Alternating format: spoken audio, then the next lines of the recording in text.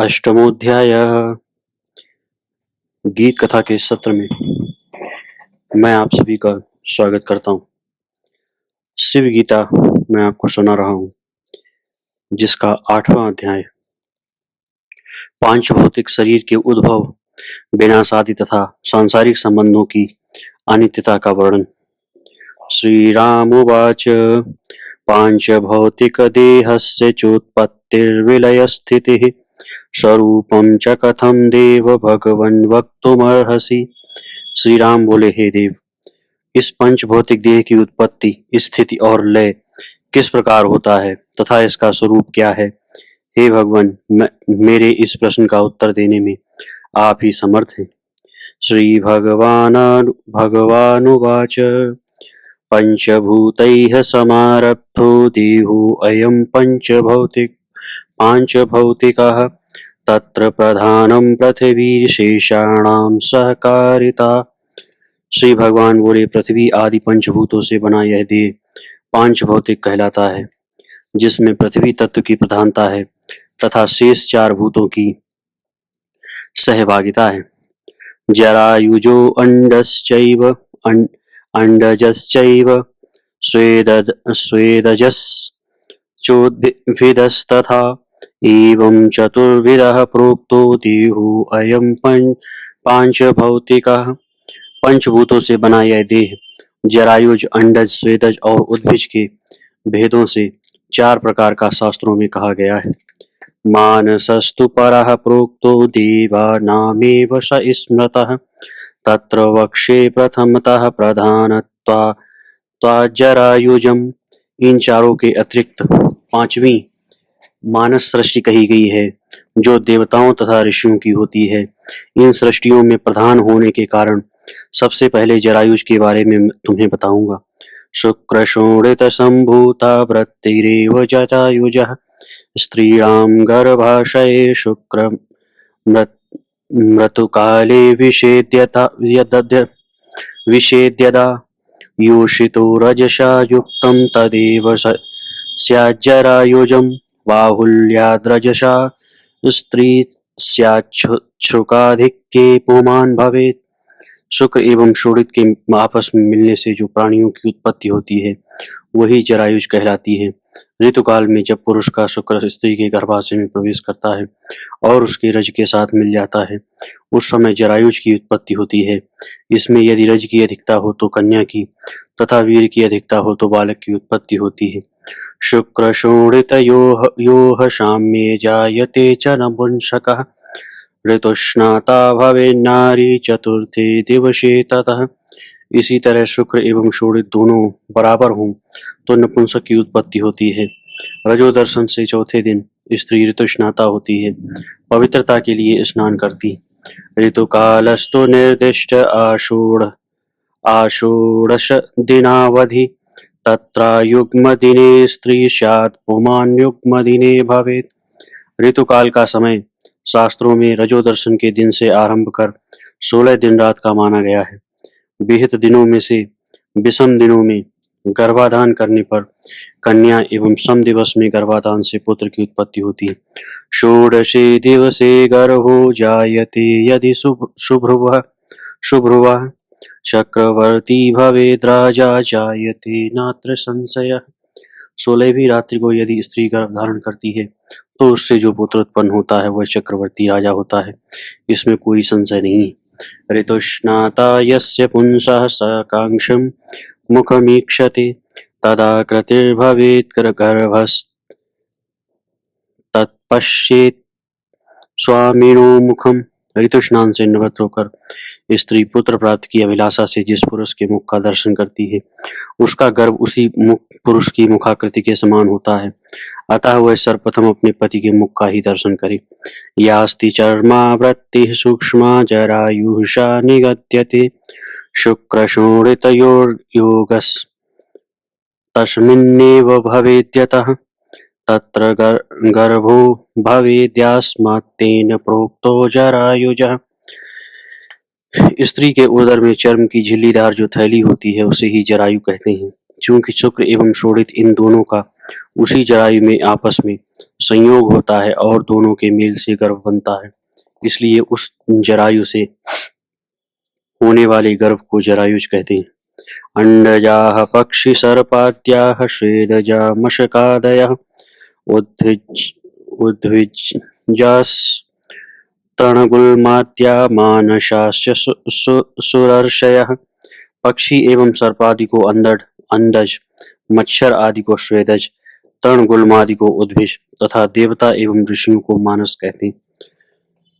जन्म कर्म वशादेव निषिक्तं स्मरमन्दिरे शुक्रं रजः समायुक्तं प्रथमे मासि तद्द्रवं कललं बुद्बुदं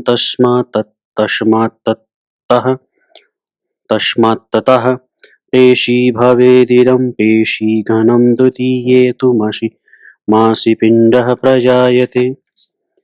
भावी जन्म का कारणभूत जो कर्म है उससे प्रेरित होकर स्त्री की योनि में सेचन किया हुआ वीर्य रज के साथ मिल जाता है। प्रथम मास में वह मिला हुआ द्रव पहले कलल, तदंतर बुद्बुद का रूप धारण कर लेता है। उसके बाद वह पेशी का रूप ग्रहण कर लेता है। घनीभूत पेशी द्वितीय मास में पिंड के रूप में परिवर्तित हो जाती है। करांघ्रिशीर्षकादीनि तृतीये संभवन्ति अभिव्यक्तिश्च जीवस्य चतुर्थे मासि जायते। निश्चित रूप से तृतीय मास में हाथ पैर मस्तक आदि प्रकट हो जाते हैं और चतुर्थ मास में जीव की अभिव्यक्ति, उसमें चेतनता प्रकट हो जाती है। ततश्चलति गर्भो अपि जनन्या जठरे स्वतः पुत्रस्य दक्षिणे पार्श्वे कन्या वामे च तिष्ठति। तदनंतर वह गर्भ अपनी माता के जठर में स्वतः ही घूमने लगता है। गर्भ यदि पुत्र है तो वह माता की दक्षिण कुक्ष में एवं कन्या है तो वाम कुक्ष में स्थित रहता है।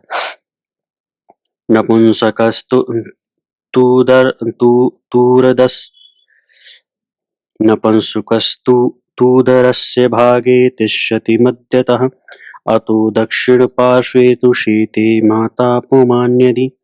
और यदि कुक्ष में नपुंसक हो तो वह उदर के मध्य भाग में रहता है। अतः गर्भ में यदि बालक हो तो माता दक्षिण करवट से शयन करती है। अंग प्रत्यंग भागाश्च सूक्ष्माः स्युर्युगपत्तदा विहाय श्रुदन्तादीन् जन्मांतर संभवान। उसी प्रकार जन्म के अनंतर होने वाले दाढ़ी मूछ दंत आदि को छोड़कर सूक्ष्म से सूक्ष्म अंग प्रत्यंग आदि शरीर के विविध भाग एक साथ प्रकट हो जाते हैं। चतुर्थे वक्तता तेषां भावनामपि जायते पुंसां स्थैर्यादयो भावा भीरुत्वाद्यास्तु योषिताम्। चतुर्थ मास में आगे कहे जाने वाले भावों का प्राकट्य हो जाता है। यदि गर्भ बालक हो तो पुरुषोचित स्थैर्य धैर्यादि गुणों का एवं कन्या हो तो भीरुता चंचलता आदि भाव प्रत्यक्ष होते हैं। नपुंसके च ते मिश्राः भवन्ति रघुनंदन मात्रजं चास्य हृदयं विषयानभिकांक्षति। हे रघुनंदन, यदि गर्भ नपुंसक हो तो वे भाव मिले जुले होते हैं। एक ही साथ दोनों प्रकार के भाव दृष्टिगोचर होते हैं। गर्भस्थ शिशु का हृदय चूंकि माता के हृदय से प्रकट होता है, अतः माता जिन जिन विषयों की अभिलाषा करती है बालक भी उन्हीं विषयों की आकांक्षा करता है। ततो मातुर्मनो अभीष्टं कुर्याद गर्भ विवृद्धये तां च द्विहृदयां नारी माहुर्तौहृदिनीं ततः। इस कारण से गर्भ की सम्यक वृद्धि के लिए उसकी माता के मनो अभीष्ट की पूर्ति करनी चाहिए। उस स्त्री के शरीर में गर्भस्थ बालक को लेकर दो हृदय होते हैं, अतः उसे द्विहृदया नारी, दो हृदय धारण करने वाली कहा गया। अदानादोद्धृदयहृदानां स्युर्गर्भस्य व्यङ्गतादयः मातुर्यदुषये लोभस्तार्तो जायते श्रुतः। गर्भिणी स्त्री के अभीष्ट पदार्थों को उसे न देने पर, उसकी इच्छा की पूर्ति न करने पर गर्भस्थ बालक में व्यंग्यता दोष, अंगों की वक्रता आदि उत्पन्न हो जाते हैं। बालक की माता को जिस विषय का लोभ चाहना होती है जन्म लेकर बालक उसी विषय की कामना वाला होता है। प्रबुद्धं पंचमे चित्तं मांसशोणित पुष्टता षष्ठे अस्थिर स्नायु नखरकेशलोम विविक्तता। 5वें महीने में मन अत्यंत प्रबुद्ध हो जाता है, साथ ही मांस एवं रक्त भी पुष्ट हो जाते हैं। 6ठे महीने में अस्थि स्नायु नख केश लोम आदि अंग प्रत्यंगों का विभाजन स्पष्ट हो जाता है। वलवर्णौ चोपचितौ सप्तमे त्वङ्गपूर्णता पादान्तरितहस्ताभ्यां श्रोत्ररन्ध्रे पिधायशः उद्विग्नो गर्भसंवासादस्ति गर्भभयान्वितः। 7वें महीने में बल तथा शरीर के वर्ण की वृद्धि के साथ साथ उसके समस्त अंग पूर्ण हो जाते हैं। तदनंतर वह गर्भस्थ शिशु पैरों के अंदर से दोनों हाथों के द्वारा अपने दोनों कर्ण छिद्रों को बंद करके रहता है। उस समय वह भावी गर्भावास, जन्म आदि के वजह से भयभीत तथा गर्भजनित वेदना के दुख से अत्यंत उद्विग्न हो जाता है। आविर्भूत प्रबोधो असौ गर्भ दुखादि संयुतः हा कष्टमिति निर्वीणः स्वात्मानं शोषुचित्यथ।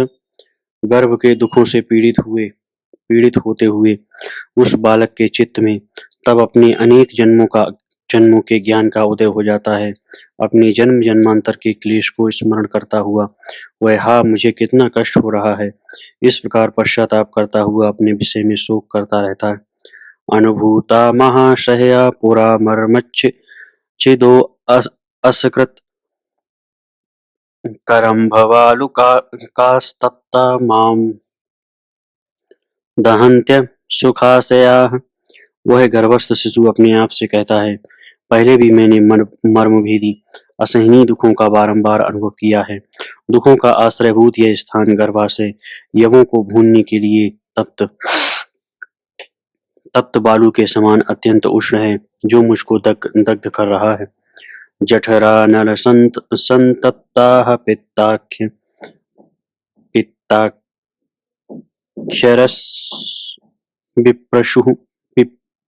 विप्रुषः गर्भाशये निमग्नं तु दह्यन्त्यति भृशं तु माम्।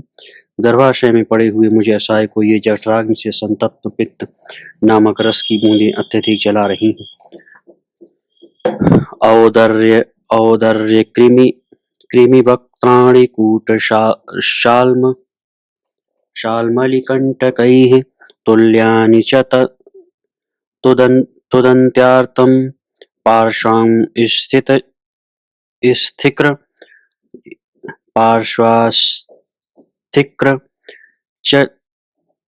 पार्श्वास्थिक्रक चार्दितम्।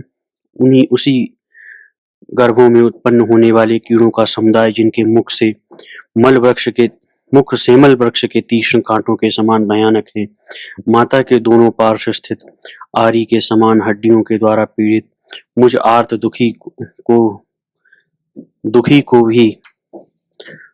को भी कष्ट दे रहे हैं। गर्भे दुर्गंध भूयिष्ठे जठराग्नि प्रदीपिते दुखम मयाप्तम यत्तस्मात्कनीयः कुंभपाकजम्। जठराग्नि से दहकते हुए एवं दुर्गंध से भरे हुए इस गर्भ में मैंने जो कष्ट दुख अनुभव किया, उससे कुंभीपाक नरक का दुख भी कम ही है। पूया श्लेष्म पायित्वं वान्ताशित्वं च यद्भवेत् अशुचौ क्रमिभावश्च तत्प्राप्तं गर्भशायिन। इस गर्भवास के कारण मैं पूय, मवाद, रक्त, कफ पीने वाले जो कीट होते हैं, वमन का भक्षण करने वाले जो कुत्ते होते हैं तथा अपवित्र मल में रहने वाले जो कीड़े होते हैं, उनके समान हो गया हूँ। गर्भशय्यां समारोह्य दुःखं यादृक् तत् नातिशेते महादुःखं निःशेषं नरकेषु तत्। गर्भ रूपी शैया में लेट कर मैंने जिस प्रकार का दुख सहा है, उस प्रकार का महान क्लेश तो समस्त नरकों की यातनाओं को मिला करके भी नहीं हो सकता। एवं स्मरन् पुरा प्राप्ता नाना जातिश यातनाः मोक्षोपायमपि ध्यायन् वर्तते अभ्यास तत्परः। इस प्रकार पहले भिन्न भिन्न योनियों में प्राप्त तरह तरह की यातनाओं के स्मरण के साथ साथ मोक्ष के उपाय का भी विचार करता हुआ उसके अभ्यास में लगा रहता है, बारंबार उन्हीं बातों को सोचता रहता है।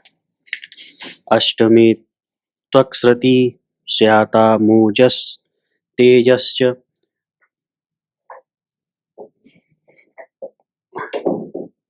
हद्भवम् शुभ्रमापीतरक्तं च निमित्तं जीविते मतम्। 8वें महीने में त्वचा पूर्ण हो जाती है, साथ ही वह मात्र कुक्ष में भ्रमण करने लगता है। हृदय में होने वाले जीवन धारण के हेतुभूत शुक्ल वर्ण का ओज एवं ईषत पीत मिश्रित रक्त वर्ण का तेज, ये दोनों भी इसी महीने बनते हैं, ऐसा माना गया है। मातरं च पुनर्गर्भं चञ्चलं तत्प्रधावति ततो जातो अष्टमे गर्भो न जीवत्योजसोज्झितः। यह वह ओज विपरीत गति से कभी माता तो कभी गर्भ की ओर संचरित होता रहता है। इसी कारण यदि 8वें महीने में बालक का जन्म हो जाए तो माता के प्रति ओज का प्रभाव होने के कारण उससे रहित बालक जीवित नहीं रहता है। किंचित कालमवस्थानं संस्कारात् पीड़ितांगवत् समयः प्रसवस्य स्यान् मासेषु नवमादिषु। 9वां, 10वां, 11वां तथा 12वां इनमें से कोई एक मास प्रसव काल का माना गया है, किंतु जैसे भारादि से क्लांत मनुष्य कुछ काल चुपचाप कहीं बैठ जाता है, उसी प्रकार प्रसव प्रतिबंधक अदृष्ट काल वशात व्यथित अंग वाले पुरुष की तरह कभी कभी कुछ अधिक समय तक मातृगर्भ में उसे रहना पड़ता है। मातृस्त्र वहाँ नाड़ीमाश्रित्यान् ववतारिता नाभिस्तनाड़ी गर्भस्य मात्रा हाररसावः तेन जीवति गर्भो अपि मात्राहारेण पोषितः।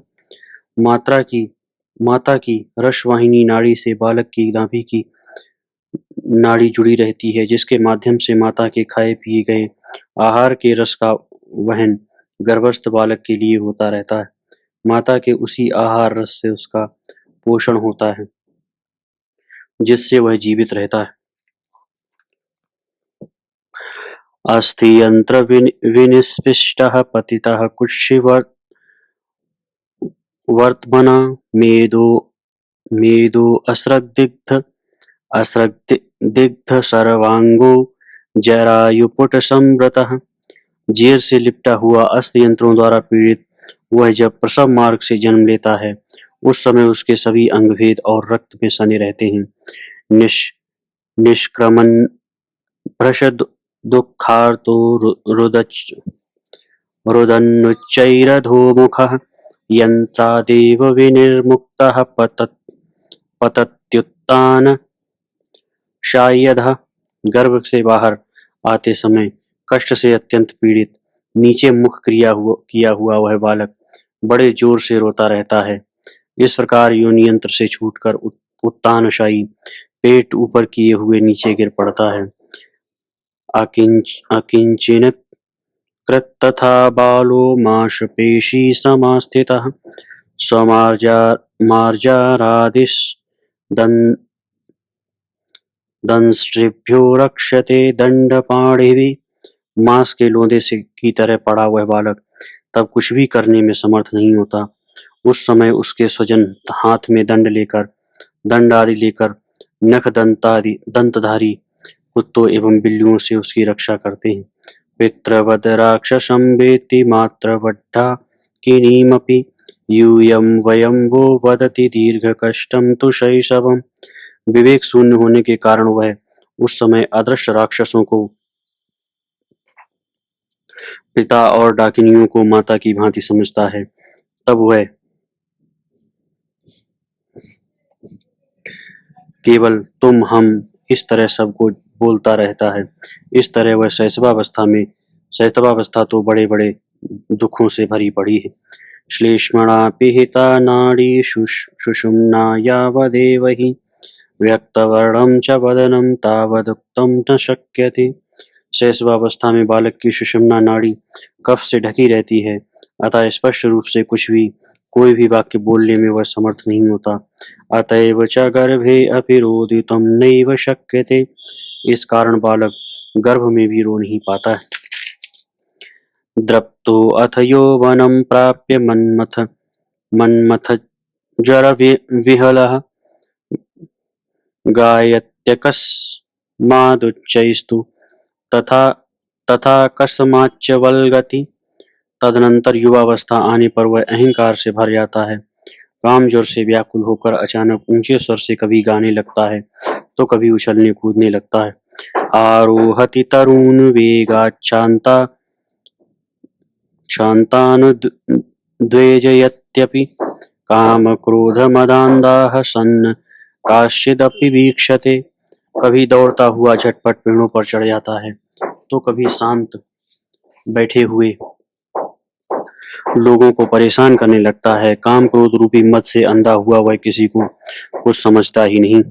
अस्थि मांस शिरालाया वामाया मथालये उत्तान भूत मंडूक पाटितो दरसन्निभे आसक्तः स्मर बाणार्थ आत्मना दहते भृशम।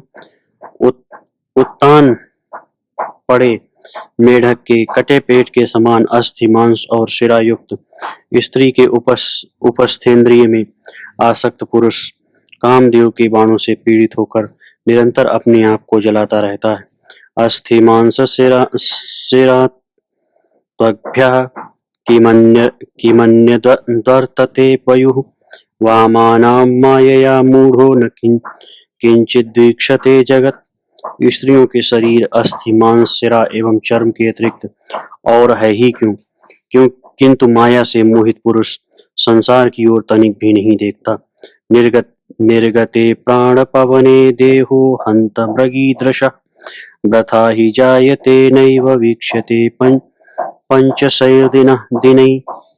आश्चर्य है कि हिरणी के समान सुंदर नेत्रों वाली उस स्त्री के प्राण जब निकल जाते हैं तो वह देह मिट्टी पर्वत के समान व्यर्थ पड़ा रहता है और 5-6 दिनों के बाद तो वह देखने में भी नहीं आता। महापरिभवस्थानं जरां प्राप्याति दुःखितः श्लेष्मणा पीहितो रश्को जगतमग्नं न जीर्यते। महान अपमानजनक वृद्धावस्था को प्राप्त कर प्राणी अत्यधिक दुखों से घिर जाता है। उस समय कफ से उसकी छाती भर जाती है, जिससे उसे सांस लेने में बहुत कष्ट होता है। जठराग्नि मध्य पड़ जाने के कारण खाया हुआ अन्न भी नहीं पचता। सन्नदंतो मंद दृष्टि कटुतिक्त कषाय भुक् वातभग्न कटिग्रीवः करोरुचरणोल्वणः। उसके सारे दांत टूट जाते हैं। दृष्टि मंद हो जाने के कारण ठीक तरह से कुछ दिखाई नहीं पड़ता। कटु तिक्त तथा अथवा कसाय जिस प्रकार का अन्न मिल जाता है वही उसे खाना पड़ता है। वात दोष के कारण कमर गर्दन हाथ पैर अत्यधिक वक्र हो जाते हैं, जिससे वह ठीक से न चल पाता है और न ही अन्य कोई कार्य कर पाता है। गदायुत समाविष्टः परित्यक्तः सबंधुभिः निःशौचो मलदिग्धांग आलिंगित वरोषितः। हजारों प्रकार के रोग उसके शरीर को अपना घर बना लेते हैं, शरीर में प्रवेश कर जाते हैं। मल से सभी अंग लिप्त रहने के कारण पवित्रता तो रह ही नहीं जाती है। इन सब के कारण उसके अपने बंधु बांधवगण भी उसकी उपेक्षा करने लगते हैं, जिससे उसके समस्त अंगों को भयानक दाह जकड़ लेता है और वह भीतर ही भीतर जलता रहता है। ध्यायन्न सुलभान भोगान केवलम वर्तते अचलः सर्वेन्द्रिय क्रियालोपाधस्यते बालकैरपि। वह केवल दुर्लभ भोगों का ही चिंतन करता रहता है, ईश्वर का नहीं। उसके सभी अंग कांपते रहते हैं, जिससे उसकी कोई भी इंद्री अपना काम ठीक से नहीं कर पाती।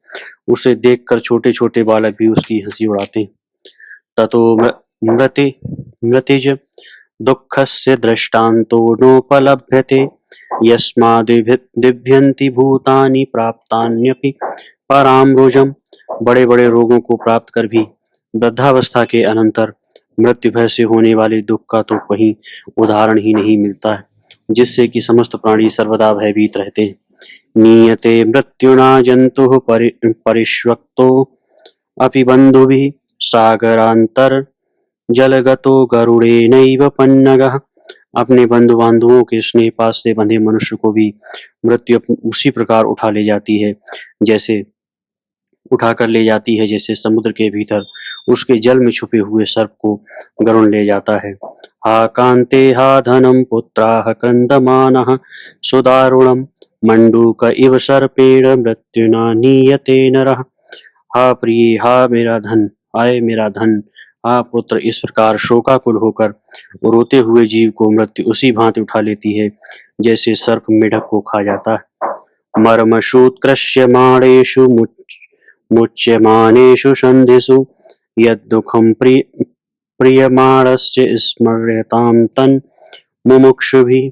जिस समय मुमुक्षु मरणासन प्राणी के मर्म स्थानों से प्राणवायु अलग होने लगता है तथा संधि स्थल ढीले पड़ने लगते हैं, उस समय उसे जिस प्रकार का कष्ट होता है, मुमुक्षु को उसका स्मरण करना चाहिए। दृष्टा वाक्षिप्यमाणायां संज्ञया ह्रियमाणया मृत्युपाशेन बद्धस्य त्राता नैवोपलभ्यते। उस मुमूर्षु अवस्था में यम के दूत घूर घूर कर उसकी ओर दृष्टिपात करते हैं, जिससे उसकी चेतना लुप्त सी होने लगती है। मृत्यु के फंदे में बंधे उस जीव को तब अपना कोई भी रक्षक दिखाई नहीं देता।